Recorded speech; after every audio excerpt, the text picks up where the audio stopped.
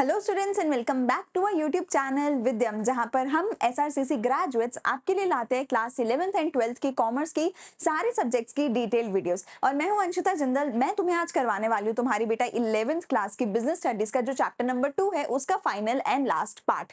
तो हमने ऑलरेडी पिछली 2 वीडियोज में सोल प्रोप्राइटरशिप पढ़ लिया है, जिसमें एक सिंगल ओनर होता है। ज्वाइंट हिंदू फैमिली बिजनेस पढ़ लिया है, जिसमें एक पूरी हिंदू फैमिली मिलकर बिजनेस करती है। और हमने पार्टनरशिप फॉर्म ऑफ बिजनेस पढ़ लिया, जिसमें मिनिमम 2 और मैक्सिमम 50 लोग बिजनेस मिलकर कर सकते हैं। आज हम पढ़ने वाले हैं इसकी अगला पार्ट, जिसमें हमारा पढ़ने वाले हैं हम कोऑपरेटिव सोसाइटी एंड कंपनी के बारे में। एंड इस चैप्टर को हम यहाँ पर आज खत्म कर देंगे। ठीक है जी, तो जल्दी से शुरू करते हैं कोऑपरेटिव सोसाइटी क्या होती है ये समझने के साथ। ठीक है, चलो। सो partnership, sole proprietorship, Hindu family समझने के बाद अब अगली चीज जो मेरे पास आती है वो है मेरी कोऑपरेटिव सोसाइटी। ठीक है जी, कोऑपरेटिव सोसाइटी क्या होती है? सो देखो, जैसे कि नाम से समझ आता है कोऑपरेट। ठीक है, जब बहुत सारे लोग मिलके आपस में साथ में कोऑपरेट करते हैं ताकि वो आपस में अपने जितने भी ग्रुप मेंबर्स हैं उन सबके भले के लिए काम कर सके, तो वो एक कोऑपरेटिव सोसाइटी बनाते हैं। तो इसमें यूजुअली क्या करते हैं कि एक सोसाइटी के लोग, जैसे कि हो सकता है जो अपनी तारक मेहता की गोकुलधाम सोसाइटी है, गोकुलधाम सोसाइटी के लोग अगर सारे मिलके थोड़ा थोड़ा पैसा कंट्रीब्यूट करके एक अब्दुल शॉप जैसी दुकान खोले, जहां पर क्या करेंगे वो लोग सामान बहुत सारे रखेंगे और एक अब्दुल को बिठा देंगे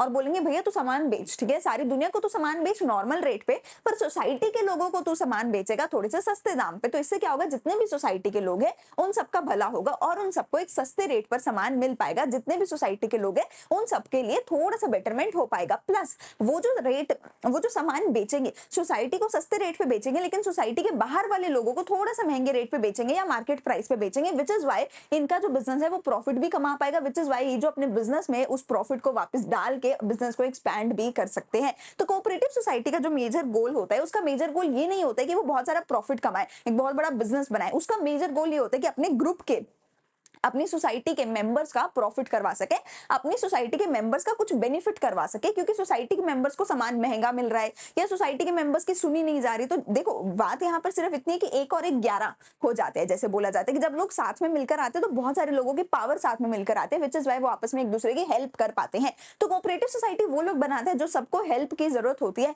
तो वो सब लोग साथ में मिलकर ग्रुप बनाते हैं एंड एज अ ग्रुप वो एक दूसरे की मदद करते हैं कोऑपरेटिव सोसाइटी के अंदर। ठीक है, so it is a voluntary association. Voluntary है, सब अपनी मर्जी से यहाँ पे इसमें जुड़ते हैं जो जुड़ना चाहता है। who join together for promoting their economic interest, अपने ग्रुप के इकोनॉमिक इंटरेस्ट को प्रमोट करने के लिए जो है ये बनाई जाती है। इसका जो बेटा रजिस्ट्रेशन है वो कंपलसरी होता है कोऑपरेटिव सोसाइटीज एक्ट 1912 के अंडर। ठीक है, 1912 के अंदर। तो मैंने क्या बोला, जैसे हमारी पार्टनरशिप फर्म थी, पार्टनरशिप की जो रजिस्ट्रेशन है वो इंडियन पार्टनरशिप एक्ट के अंडर होती है, पर वो कंपलसरी नहीं होती है, ऑप्शनल होती है। तुम नहीं भी करवाओगे तो इलीगल नहीं हो जाएगा, तुम नहीं भी कराओगे then it's okay.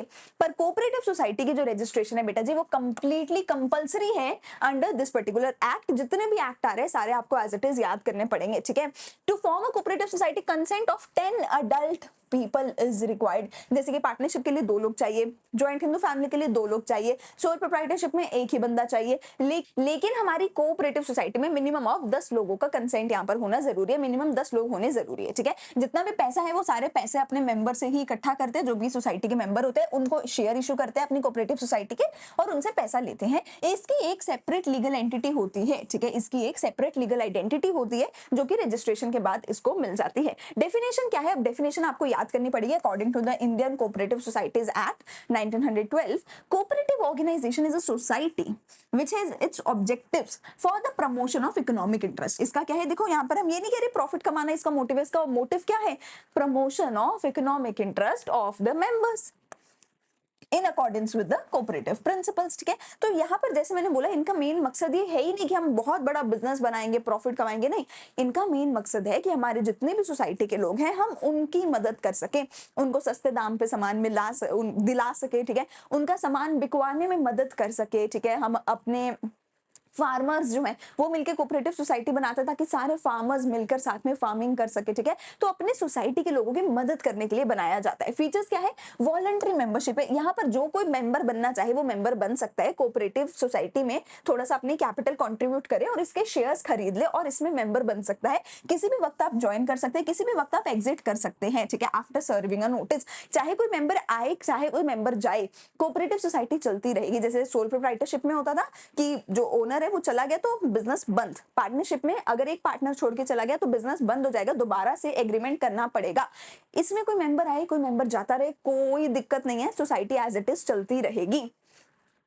Legal status इसको मिल जाता है that is distinct, that is different from the independent from the members. ठीक है, तो जब तुम इसको रजिस्ट्रेशन करवा लेते हो, इसके रजिस्ट्रेशन के बाद, जो कि रजिस्ट्रेशन कंपलसरी होती है, उसके बाद इसको एक सेपरेट आइडेंटिटी मिल जाती है अपार्ट फ्रॉम इट्स मेंबर्स। ठीक है, लिमिटेड लाइबिलिटी होती है, इसके जितने भी मेंबर्स है सबकी लाइबिलिटी लिमिटेड होती है। अगर तुमने लिमिटेड लाइबिलिटी का कॉन्सेप्ट नहीं अभी तक पढ़ा है सो प्लीज मैंने पिछली वीडियोस में बहुत अच्छे समझाया, पार्ट 1 वाली वीडियो में सबसे अच्छे से मैंने समझाया, उसको सुन लेना।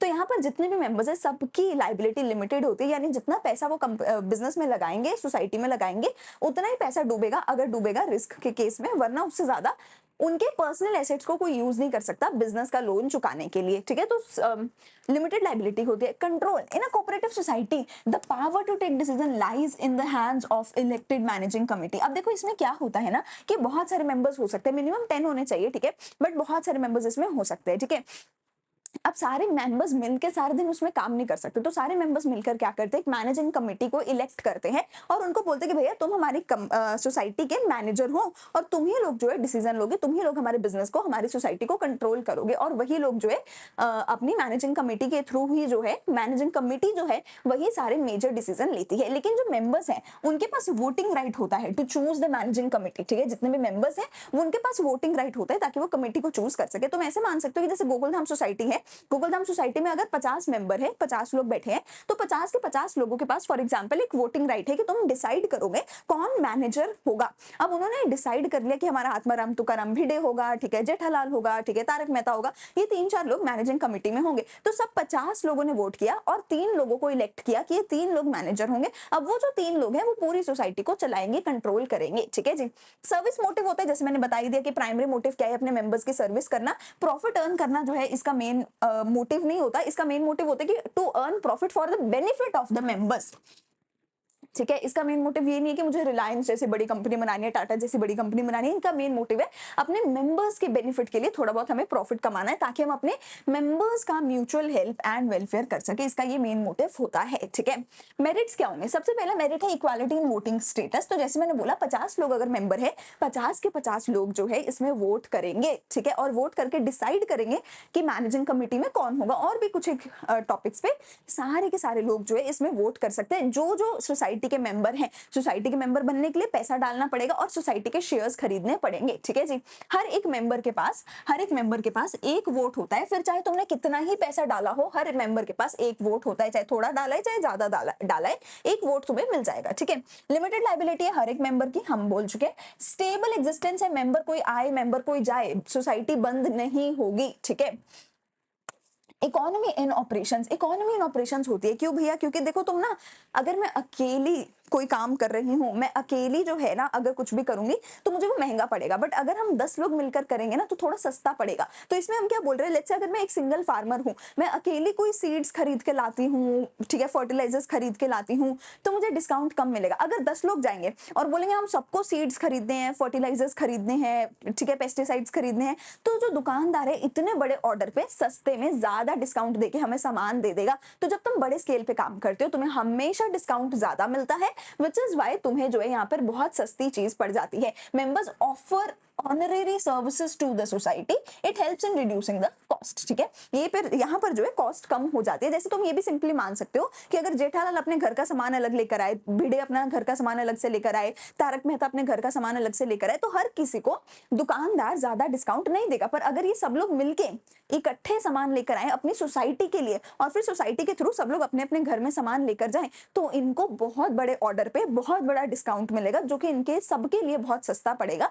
उसी की बात यहाँ पे करी जा रही है। ठीक है, सपोर्ट फ्रॉम द गवर्नमेंट, क्योंकि ये सोसाइटी के मेंबर्स के लिए काम कर रहे हैं ताकि सोसाइटी के मेंबर्स को, गरीब फार्मर्स को या फिर ऐसे हाउस होल्ड्स को या विमेन की मदद के लिए यूजुअली ये लोग काम करते हैं। तो गवर्नमेंट इसमें अच्छा खासा सपोर्ट अपना दिखाती है, जैसे कि इनको कम रेट पे लोन मिल जाता है, सब्सिडीज मिल जाती हैं, टैक्सेस इन पे कम लगते हैं, तो गवर्नमेंट सपोर्ट दिखाती है।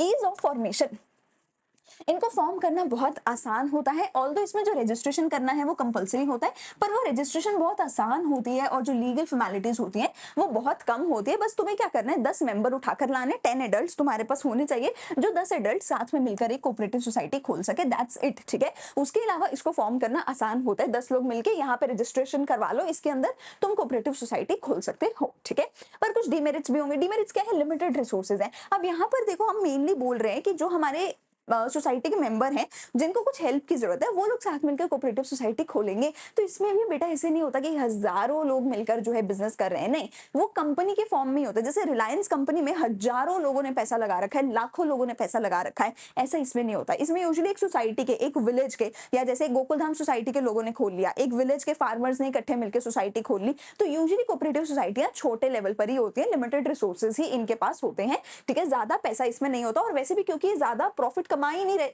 इनका मेन मोटिव प्रॉफिट कमाना नहीं है, अपने मेंबर्स की सेवा करना है, तो इसीलिए लोग इसमें ज्यादा पैसा लगाते भी नहीं है। ठीक है, इनएफिशिएंट मैनेजमेंट, इनकी जो मैनेजमेंट है वो भी ज्यादा एफिशिएंट नहीं होती है। क्यों नहीं होती है, क्योंकि ज्यादा प्रॉफिट ही कमाते नहीं है, तो विच इज वाई ज्यादा सैलरी वाले लोगों को ये रख नहीं सकते, तो एफिशिएंट मैनेजमेंट इनकी नहीं होती है। ज्यादा पढ़े लिखे प्रोफेशनल मैनेजर्स को ये हायर नहीं कर पाते, क्योंकि इनके पास पैसा लिमिटेड होता है। लैक ऑफ सीक्रेसी, क्योंकि बहुत सारे लोग इसमें होते हैं, ठीक है, बहुत सारे लोग इसमें होते हैं, तो सीक्रेसी मेंटेन नहीं हो सकती। Plus it is difficult to maintain secrecy because देखो, कोऑपरेटिव सोसाइटी में डिफिकल्ट होता है, क्यों, due to open discussion in the meetings and disclosure obligation as per the section 7 of the societies act। तो हमें क्या बोला गया है कि एक तो तुम्हें ओपन डिस्कशन करनी है, मीटिंग्स में सबको बताना है सब कुछ, ठीक है, जितने भी तुम्हारे मेंबर है सोसाइटी के सबको बताना है, और डिस्क्लोजर ऑब्लिगेशन भी है सरकार की तरफ से कि तुम्हें हमें भी हर चीज डिस्क्लोज करनी पड़ेगी। तो सोल प्रोप्राइटरशिप में या फिर हिंदू फैमिली में या फिर हमारे पार्टनरशिप में ऐसे डिस्क्लोजर ऑब्लिगेशन नहीं होती है।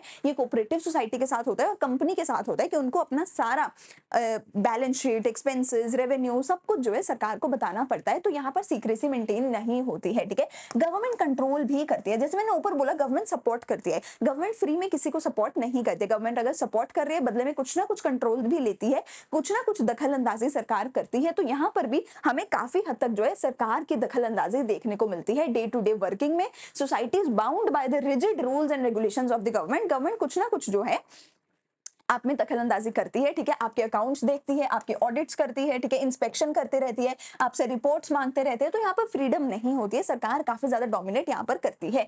डिफरेंसेस ऑफ ओपिनियन, जैसे मैंने बोला हर किसी को एक वोट मिलेगा, तो हर कोई अगर वोट कर रहा है उसकी वजह से डिफिकल्टी मेकिंग, डिसीजन मेकिंग जो है उसमें मुश्किल आ सकती है, क्योंकि सबका पर्सनल इंटरेस्ट अलग हो सकता है, विच इज वाई जितने ज्यादा लोग होंगे उतने ज्यादा व्यूज होंगे, उतने ज्यादा कंफ्लिक्ट के चांसेस हो सकते हैं। ठीक है, अगला टॉपिक इसी में मेरे पास आता है, क्या क्या टाइप्स ऑफ कोऑपरेटिव सोसाइटी हो सकती है। अब टाइप्स ऑफ कोऑपरेटिव सोसाइटी बहुत आसान है, इसका तुम नाम पढ़ो और नाम पढ़ के तुम्हें समझ आ जाएगा कि उसका क्या मतलब है। जैसे कि कंज्यूमर कोऑपरेटिव सोसाइटी, तो ये होगा जैसे गोकुलधाम के लोगों ने बनाया कि यार हम सब लोग अलग अलग अपने घर का राशन लेकर आएंगे तो महंगा पड़ेगा, हम 50 घर हैं, हम 50 के 50 लोग क्या करेंगे, एक किराने की दुकान खोल लेते हैं सोसाइटी के बाहर, ठीक है, कोऑपरेटिव सोसाइटी बना के एक दुकान खोल लेते हैं।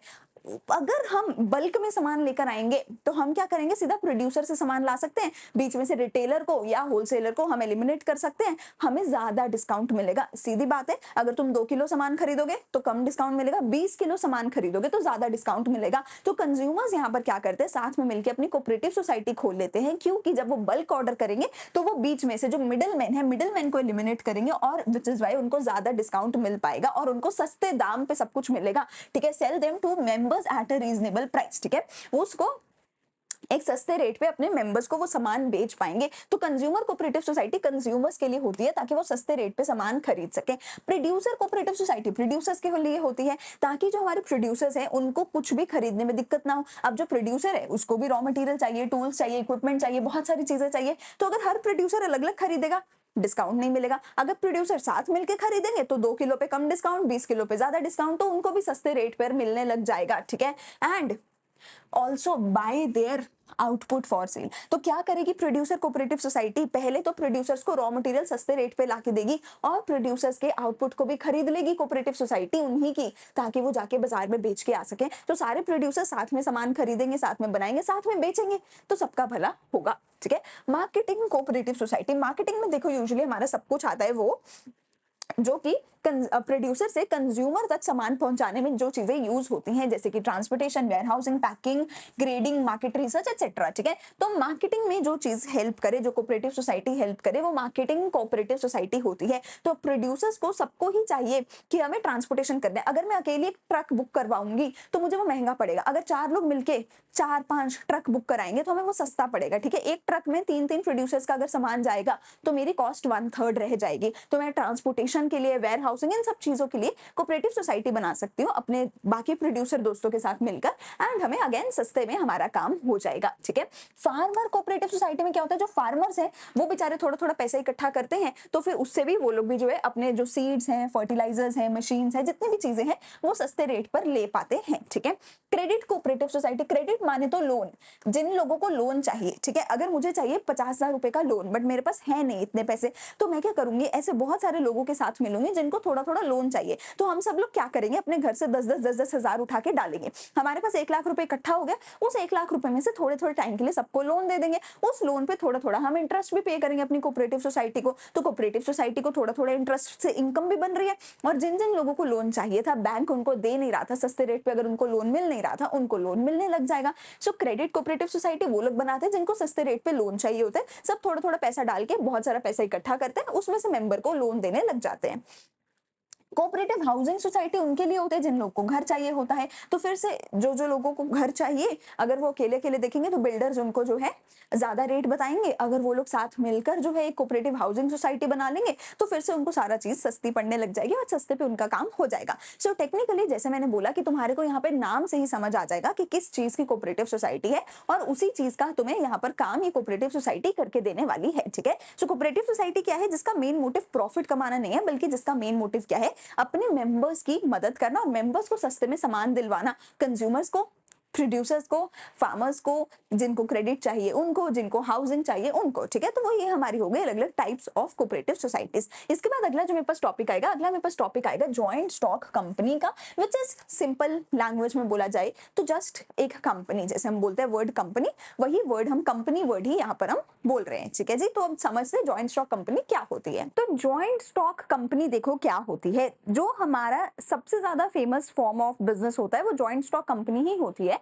ये सिंपल भाषा में बोला जाए तो वो कंपनी ही होती है। ठीक है, मतलब फेमस इन द सेंस कि जब जो भी तुम अपने आसपास बड़े बड़े बिजनेसेस देख रहे हो वो सारे कंपनीज ही होती हैं। ठीक है, जितने भी बड़े बड़े बिजनेस है, किसी का भी तुम नाम ले लेना, वो सारी कंपनीज होती हैं। ठीक है जी, कंपनी पता है क्यों इतनी स्पेशल है, क्यों सारे बड़े बिजनेस कंपनी है, क्योंकि कंपनी फॉर्म ऑफ बिजनेस में ना एक नहीं, दो नहीं, 50 नहीं, 100 नहीं, पता है कितने मेंबर्स हो सकते हैं, unlimited amount of members, number of members इसमें हो सकते हैं। चाहे 1000 लोग हैं, चाहे 10,000 लोग हैं, चाहे 10 लाख लोग हैं, वो इसमें मेंबर बन सकते हैं एक कंपनी फॉर्म ऑफ बिजनेस में। हम इतने सारे मेंबर क्यों चाहिए, क्योंकि हमें अगर एक बड़ा बिजनेस बनाना है तो उतने ही बड़े पैमाने पे हमें पैसा चाहिए होता है, और इतना सारा पैसा कोई 2-4 लोग मिलकर इकट्ठा नहीं कर सकते हैं।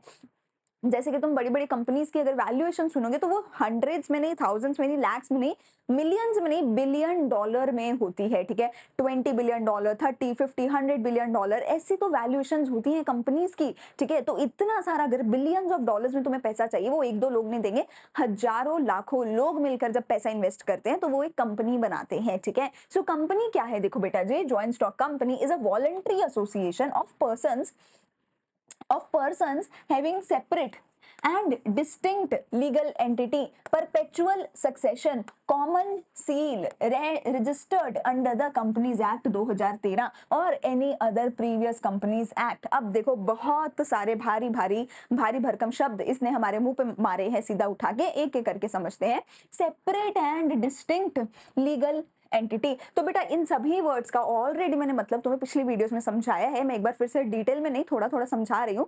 सेपरेट लीगल एंटिटी का मतलब क्या था कि जो बिजनेस है और जो मालिक है, क्या वो दोनों in the eyes of law अलग अलग लोग हैं। तो अगर मेरा जो बिजनेस है एंड हमारा जो मालिक है, in the eyes of law, क्या मैंने बोला, in the eyes of law, अगर इन द आईज ऑफ लॉ बेटा जी ये दोनों जने सेपरेट हैं तो हम उसको क्या बोलेंगे, separate and distinct legal entity. Separate legal entity हम उसको बोलेंगे। सेपरेट का क्या मतलब है कि बेटा अगर बिजनेस ने कोई फ्रॉड किया है तो तुम मालिक के ऊपर केस नहीं कर सकते, तुम मालिक को नहीं पकड़ सकते। अगर ये सेपरेट नहीं होते तो बिजनेस ने फ्रॉड किया मतलब मालिक ने फ्रॉड किया, तो तुम केस मालिक के ऊपर करते, ओनर के ऊपर करते। पर कंपनी में एक सेपरेट लीगल एंटिटी होती है, माने कि अगर रिलायंस ने भी फ्रॉड किया, तुम अंबानी जी पे केस नहीं कर सकते। अंबानी जी अपने घर पे सो रहे होंगे उस टाइम पे जब तुम रिलायंस पे केस कर रहे होगे, तुम्हारा नाम वर्सेस रिलायंस लिमिटेड का नाम आएगा केस में, अंबानी जी को कोई हाथ भी नहीं लगा सकता। तो एक कंपनी में owner and the business are separate. अगर बिजनेस ने फ्रॉड किया, बिजनेस पे केस करोगे, ओनर पे कोई भी केस नहीं कर सकता, क्योंकि in the eyes of law business अलग है अपने मालिक से, ठीक है। परपेचुअल सक्सेशन, परपेचुअल सक्सेशन का क्या मतलब होता है कि जैसे मैंने बोला था, एक सोल प्रोप्राइटरशिप में या एक पार्टनरशिप फॉर्म ऑफ बिजनेस में अगर सोल प्रोप्राइटरशिप अकेला बंदा है, अगर वो बिजनेस छोड़ के चला जाता है तो बिजनेस बंद हो जाएगा। पार्टनरशिप में कोई एक पार्टनर पार्टनरशिप छोड़ के चला जाता है, पार्टनरशिप बंद हो जाएगी। पर कोऑपरेटिव सोसाइटी में ऐसा नहीं था, एक मेंबर आए, मेंबर छोड़ के चला जाए, कोऑपरेटिव सोसाइटी चलती रहेगी। हिंदू फैमिली में ऐसा नहीं था, एक कर्ता की डेथ हो जाएगी, अगला बंदा कर्ता बन जाएगा, वो बिजनेस चलता रहेगा। वही चीज कंपनी में भी होती है, परपेचुअल सक्सेशन, मतलब कि परपेचुअल मतलब अनगिनत टाइम तक, ठीक है, अनगिनत टाइम तक मतलब ऑलवेज। परपेचुअल सक्सेशन मतलब सिंपल भाषा में ऑलवेज, कंपनी ऑलवेज चलती रहेगी। हम ये अज्यूम कर रहे हैं, चाहे मेंबर कोई आए चाहे मेंबर कोई जाए, तुम्हें आना है तो भी दरवाजे खुले हैं, तुम्हें जाना है तो भी दरवाजे खुले हैं, कंपनी बंद नहीं होगी, कंपनी हमेशा हमेशा के लिए चलती रहेगी। ये होता है परपेचुअल सक्सेशन का मतलब। कॉमन सील का क्या मतलब होता है, जैसे कंपनी में हजारों लोग होते हैं तो सब लोग साइन नहीं कर सकते हैं, और कंपनी टोटली सेपरेट है किसी भी इंसान से, तो कंपनी कहती है कि मैं तो अलग हूं सभी लोगों से, किस कोई इंसान तो मेरे बिहाफ पे कुछ नहीं कर रहा ना, मैं तो खुद अपने नाम पे केस लड़ूंगी, अपने नाम पे सब कुछ करूंगी। तो जहां पर भी इस कंपनी ने साइन करना होता है, अब देखो टेक्निकली कंपनी कोई इंसान नहीं है, कंपनी क्या है, एक आर्टिफिशियल पर्सन है, ठीक है, जिसको लॉ ने बनाया है, भगवान ने नहीं बनाया। तो लेकिन अगर इस कंपनी ने किसी के ऊपर केस कर दिया, कंपनी के ऊपर किसी ने केस कर दिया, कंपनी ने कोई सामान खरीदना है, कोई एसेट, कोई लैंड बिल्डिंग कुछ खरीदना है, तो कंपनी के लिए साइन चाहिए होगी। साइन कोई इंसान नहीं करेगा क्योंकि इंसान तो सेपरेट है। तो कंपनी क्या बनाएगी, अपनी खुद की एक स्टैंप बनाएगी, और कंपनी के हर एक लीगल पेपर पे उस कंपनी के नाम की वो स्टैंप लगाई जाएगी। जिस स्टैंप को क्या बोला जाता है, common seal. It is like a signature of the company. Company अगर साइन करेगी तो वो स्टैंप लगाएगी, वो स्टैंप क्या होगी, उसकी कॉमन सील होगी। तो कंपनी को कहीं भी साइन करना है, कंपनी अपनी स्टैंप लगा देगी, कंपनी लगा देगी, मतलब कंपनी के ओनर्स डायरेक्टर्स स्टैंप लगा देंगे, और इसका मतलब ये माना जाएगा कि जो कंपनी है वो अग्री करती है to anything that is written on that paper. और ये रजिस्टर किसके अंदर होती है बेटा, कंपनीज एक्ट 2013 के अंडर होती है। तो हमें यहाँ तक क्या बोला गया कि भैया जो कंपनी है ना, एक तो ये सेपरेट लीगल पर्सन है, अपने मेंबर से अलग है, अपने ओनर से अलग है, ठीक है, ये अपने नाम पे कुछ भी खरीद भी सकती है, ये अपने नाम पे केस भी दे सकते हैं, दूसरे के नाम पे केस भी कर सकती है। कैसे, अपनी सील लगा के, अपनी स्टैंप लगा के। परपेचुअल सक्सेशन है, मेंबर आए मेंबर जाए, कंपनी चलती रहेगी, और इसका रजिस्ट्रेशन कंपलसरी है कंपनीज एक्ट 2013 के अंदर, ठीक है। जो इसके ओनर होते हैं, ओनर को हम क्या बोलते हैं, ओनर्स को हम बोलते हैं शेयर होल्डर्स, कि उनका शेयर है कंपनी के प्रॉफिट में, उनको हम शेयर होल्डर्स बोला जाता है। लेकिन शेयर होल्डर्स 100-200 नहीं, हजारों नहीं, लाखों हो सकते हैं, विच इज वाई वो सारे शेयर होल्डर्स ऑब्वियसली बिजनेस को चला नहीं सकते। तो जैसे कोऑपरेटिव सोसाइटी में मैंने बोला था कि वोटिंग करके सारे लोग किसको चुनेंगे, मैनेजिंग कमेटी को चुनेंगे, जो मैनेजिंग कमेटी पूरी सोसाइटी को संभालेगी। सिमिलरली यहाँ पे भी सारे ओनर शेयर होल्डर वोटिंग करके किसको चुनेंगे, बोर्ड ऑफ डायरेक्टर को चुनेंगे, और वो बोर्ड ऑफ डायरेक्टर पूरी कंपनी को संभालेगी। पूरी कंपनी की सबसे टॉप मैनेजमेंट बॉडी होती है, जिसको कौन अगेन वोट करके सिलेक्ट करता है, शेयर होल्डर्स ही वोट करके सिलेक्ट करते हैं। Capital is divided into smaller parts called shares. जो कैपिटल होती है यानी कि टोटल पैसा जो ओनर्स लगाते हैं, वो छोटे छोटे पार्ट्स में डिवाइडेड होता है, और हर एक पार्ट को क्या बोला जाता है, एक शेयर बोला जाता है। इसीलिए जो ओनर होते हैं, ओनर्स को शेयर होल्डर्स बोला जाता है। तो टेक्निकली अगर तुम्हें कंपनी में पैसा लगाना है, तुम कंपनी में पैसा लगाओगे, बदले में कंपनी तुम्हें अपना शेयर देगी, ठीक है। इसीलिए तुम अगर स्टॉक मार्केट में भी सुनते हो तो स्टॉक्स, शेयर्स खरीद बेचे जाते हैं, यानी कंपनी का शेयर बेचा जा रहा है, कंपनी की मालिक में, ओनरशिप में, ठीक है, हिस्सेदारी बेची जा रही है, ओनरशिप का शेयर बेचा जा रहा है, प्रॉफिट एंड लॉस का शेयर बेचा जा रहा है। और वो तुम कैसे खरीदोगे, अपना पैसा लगा के खरीदोगे। और जब तुम वो शेयर खरीद लोगे, जब तुम उसकी कैपिटल में एक पार्ट, एक शेयर खरीद लोगे, तो तुम उस कंपनी के क्या बन जाओगे, शेयर होल्डर बन जाओगे, ठीक है। और ये जो शेयर्स है, तुम कभी भी किसी को भी दूसरे बंदे को बेच सकते हो। तो ये जो शेयर्स है फ्रीली ट्रांसफर हो सकते हैं from one share holder to the other, except in private company. Private company क्या है, इसके बारे में भी आगे हम समझेंगे, ठीक है। जॉइंट स्टॉक कंपनी की फिर से मेरे पास एक डेफिनेशन है जो कि आपको याद होनी चाहिए। It is a voluntary association of individuals for profit. Profit कमाने के लिए तुम कर रहे हो, ठीक है। इसकी जो कैपिटल है वो डिवाइड करी जाती है ट्रांसफरेबल शेयर्स के बीच में। शेयर माने कैपिटल का एक छोटा सा हिस्सा जो तुम खरीदोगे अपना पैसा डाल के। ट्रांसफरेबल मतलब तुम उसको किसी दूसरे बंदे को बेच सकते हो। माने आज अगर मुझे रिलायंस कंपनी का शेयर खरीदना है तो मैं रिलायंस कंपनी में पैसे डालूंगी और उनसे शेयर खरीद लूंगी। कल को अगर मुझे अपना शेयर बेचना है, मैं किसी दूसरे बंदे से पैसे पकड़ूंगी और उसको वो शेयर पकड़ा दूंगी कि ले भैया मुझे मेरा पैसा दे दे, तू शेयर रख ले। तो ट्रांसफर हो सकते हैं ये शेयर्स, ठीक है। Ownership of which is the condition of the membership. Membership बनने के लिए तुम्हें इस शेयर की, इस कंपनी की ओनरशिप लेनी पड़ेगी, ठीक है जी। फीचर्स क्या क्या है जॉइंट स्टॉक कंपनी के? पहला फीचर है कि भैया ये एक आर्टिफिशियल पर्सन है। तो मैंने क्या बोला, इसकी सेपरेट डिस्टिंक्ट लीगल एंटिटी है, ये अपने मालिक से अलग है। In the eyes of law मालिक अलग है, ओनर अलग है, बिजनेस अलग है। और बिजनेस अपने नाम पे प्रॉपर्टी खरीद सकता है। देखो क्या है, बिजनेस अपने नाम पे प्रॉपर्टी खरीद बेच सकता है, कॉन्ट्रैक्ट कर सकता है, किसी से पैसे उधार पे ले सकता है, किसी को पैसे उधार पे दे सकता है, किसी के ऊपर केस कर सकते हैं और इसके ऊपर भी कोई केस कर सकता है कंपनी के नाम पे, यस बिजनेस के नाम पे। तो ये बंदा क्या है, ये एक एक्चुअल में पर्सन है। कौन से वाला? आर्टिफिशियल पर्सन है जिसको भगवान ने नहीं बनाया है। किसको, किसने बनाया है? लॉ ने बनाया है। नेचुरल पर्सन नहीं है। नेचुरल पर्सन मतलब मेरे और आपके जैसा, तो मेरे और आपकी तरह ही बायोलॉजिकल काम ये नहीं कर सकता, पर बाकी सारे काम कर सकती है कंपनी। जैसे कि प्रॉपर्टी की खरीद बेच, कॉन्ट्रैक्ट करना, पैसे का उधार लेना या देना, एंड किसी पे केस करना या इसके ऊपर केस करना, कंपनी ये सब कुछ कर सकती है। और इस सब चीज को करने के लिए कंपनी की हमारे पास क्या होती है? स्टैंप, जिसको मैंने क्या बोला था ऊपर, कॉमन सील, वो लगा दी जाती है हर पेपर पे। और वो इस कंपनी की तरफ से एक जो है यस मानी जाती है कि कंपनी ने हाँ भर दी है। सेपरेट लीगल एंटिटी है, यानी कि अपने ओनर से बिल्कुल अलग है। इस पे केस होगा तो इसके ओनर को कोई इफेक्ट नहीं होगा, ओनर पे केस होगा तो बिजनेस को कोई इफेक्ट नहीं होगा। इसके सारे एसेट लायबिलिटीज इसके खुद के होते हैं एंड इसके मेंबर से सेपरेट होते हैं।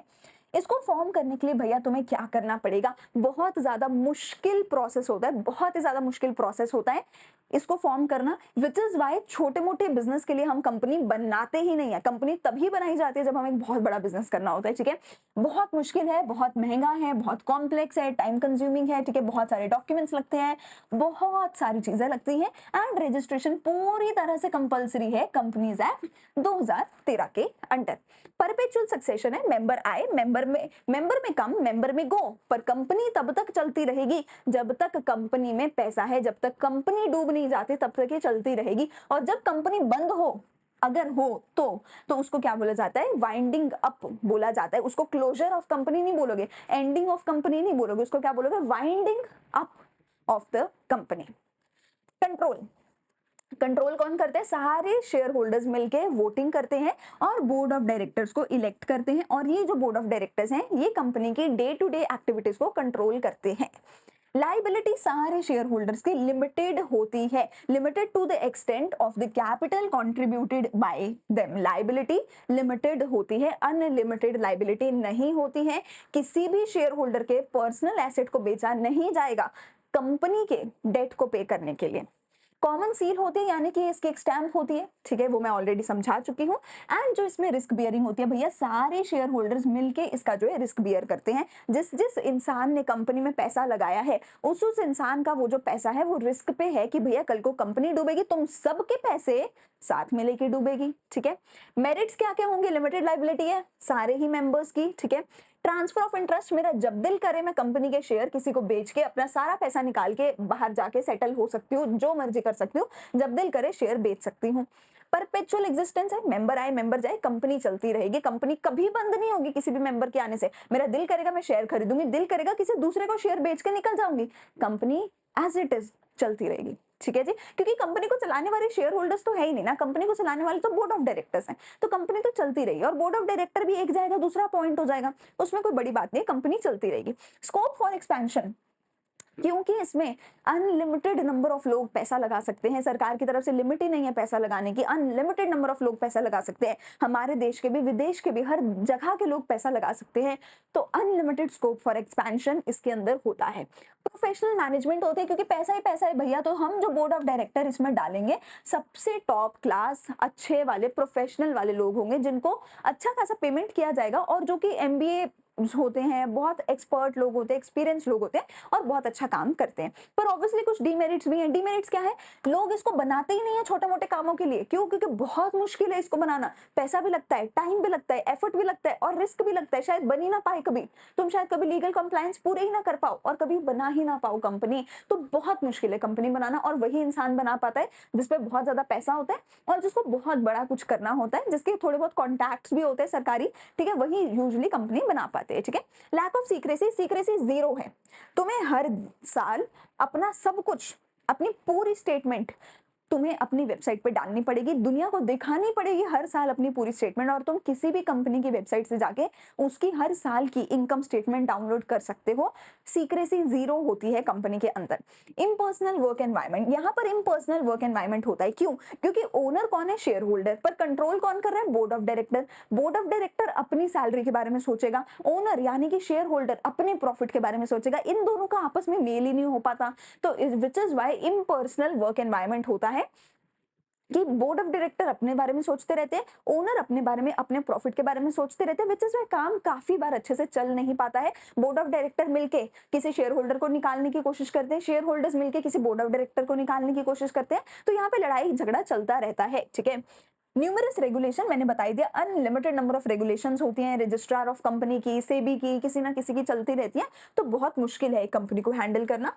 डिले इन डिसीजन मेकिंग, क्योंकि भैया हंड्रेड्स, थाउजेंड्स इन लैक्स और शेयर होल्डर्स हो सकते हैं, सबके वोट्स तुम्हें चाहिए होते हैं, प्लस तुम्हारे इतने सारे बोर्ड ऑफ डायरेक्टर्स होते हैं, सबकी सहमति तुम्हें चाहिए होती है, प्लस बहुत बहुत बहुत सारे डिपार्टमेंट्स, बहुत सारे एम्प्लॉइज, बहुत बड़ा बड़ा प्रोसीजर होता है, ठीक है? Which is why decision making में जो है डिले हो जाता है, ठीक है जी? ओलिगार्चिक मैनेजमेंट, ओलिगार्चिक मैनेजमेंट का देखो क्या मतलब है कि company is set to be democratically managed. हम कहते तो है डेमोक्रेटिकली मैनेज्ड है कि हर किसी का एक वोट है कंपनी में, लेकिन एक्चुअल में ऐसा नहीं होता है। अब तुम ये चीज देखो, रिलायंस में लाखों लोगों का पैसा लगा होगा, हमारे पास भी शेयर्स हैं रिलायंस के, तुम्हारे पास भी शेयर्स होंगे रिलायंस के, हर एक इंडियन के पास जिसने भी मतलब पैसा कभी ना कभी लगाया होगा, तुमने शेयर्स में अगर कभी पैसा लगाया होगा, रिलायंस में पैसा लगाया होगा, या जोमेटो में आजकल हर कोई पैसा लगा रहा है, या पेटीएम में बहुत लोगों ने पैसा लगाया था, या टाटास की कंपनी में, या अडानीज के किसी ना किसी पोर्ट में, किसी ना किसी चीज में पैसा लगाया होगा। क्या इसका मतलब ये कि तुमने रिलायंस की कंपनी को मैनेज किया जाके? जी नहीं, रिलायंस को अंबानी परिवार मैनेज करता आया है और करता रहेगा। तो ऑन पेपर तुम कितना भी कह लो कि भैया मैंने रिलायंस के शेयर खरीदे, अगर तुमने शेयर खरीदे, रिलायंस तुम्हें बुलाएगा, यस रिलायंस तुम्हें बुलाएगा कि आओ और अपना वोट डालो। तो क्या इसका ये मतलब है कि जो तुम बोलोगे रिलायंस में कल से वो होने लग जाएगा? नहीं होगा। क्यों? क्योंकि कुछ एक शेयर होल्डर्स जैसे कि अंबानी जो मेनली ओनर ही हैं कंपनी के, उन्हीं की चलती है, उन्हीं की चलती आ रही है, उन्हीं की चलती रहेगी। क्यों? क्योंकि उनका पूरा परिवार कंपनी में बैठा है, ओनरशिप में बैठा है, शेयर होल्डिंग में बैठा है, बोर्ड ऑफ डायरेक्टर्स में बैठा होता है, वही लोग सबसे ज्यादा मेजॉरिटी शेयर होल्डर होते हैं और उन्हीं के हिसाब से सब चलता है। तो ऑन पेपर तो डेमोक्रेसी है, हर एक शेयर होल्डर वोट करता है, पर एक्चुअल में हमारे जैसे लोग ना तो वोट करने जाते हैं और ना हमारी सुनी जाएगी। जो मेन ओनर है उन्हीं की सारी चलती है, ठीक है? बहुत कुछ एक लोगों की ही चलती है, जो बोर्ड ऑफ डायरेक्टर में होते हैं, जो कुछ टॉप शेयर होल्डर्स होते हैं, उन्हीं का सुना जाता है मोस्टली, ठीक है? और कंफ्लिक्ट इन इंटरेस्ट हो सकता है, जैसा मैंने बोला है कि शेयर होल्डर्स का अलग अलग इंटरेस्ट हो सकता है, एम्प्लॉय कुछ और चाहेंगे, बोर्ड ऑफ डायरेक्टर कुछ और चाहेगा, कंज्यूमर कुछ और चाहेगा, शेयर होल्डर्स कुछ और चाहेंगे। तो हम किस किस का इंटरेस्ट पूरा करते रहोगे तो दिक्कत हो सकती है, वो भी है, ठीक है? लास्ट टॉपिक में पास आता है टाइप्स ऑफ कंपनीज का। तो जैसे हमने पहले बोला था, प्राइवेट कंपनी एंड बेटा जी पब्लिक कंपनी, दो तरीके की हमारी कंपनीज हो सकती हैं। Private company and public company, दो तरीके की मेजर कंपनीज अपनी होती हैं। प्राइवेट कंपनी उसको शुरू करनी चाहिए जिसने बहुत बड़ा बिजनेस नहीं बनाना और जिसने दुनिया भर में अपना बिजनेस फैलाना है, बहुत बड़े लेवल का बिजनेस बनाना है, वो पब्लिक कंपनी शुरू करता है। ऐसा क्यों?